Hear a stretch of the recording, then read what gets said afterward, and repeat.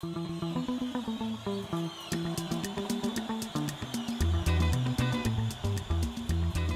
name is Nicholas Lemann. I grew up in New Orleans, Louisiana, and it shaped me a lot.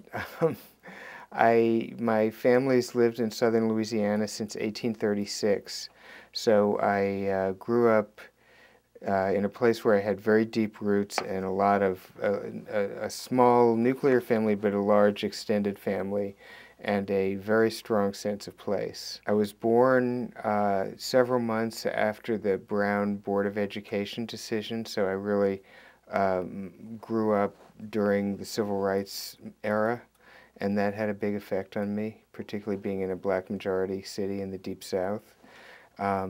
I guess another thing that had an effect on me is even before Hurricane Katrina, New Orleans was a declining city.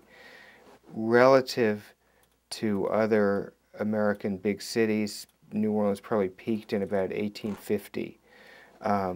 In absolute terms,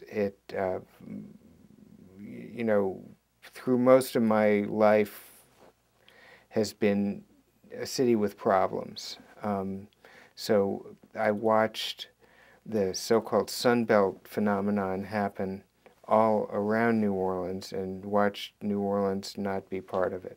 I was one of those unusual Americans who was born at the moment of my conception, probably. My whole life had been mapped out for me. So my grandfather started a law firm in New Orleans, which was, at the time I was born, a very prominent law firm. His two sons, my father and my uncle, were both partners in the law firm, and it was assumed that I would grow up and be a partner in this law firm too. So that was kind of the life that was mapped out for me. My father has basically, again, this is rare in America, he's 82. He's lived his whole life in about a 1/4 mile radius in New Orleans. His closest friends are the people who were his closest friends when he was 3 or 4 years old.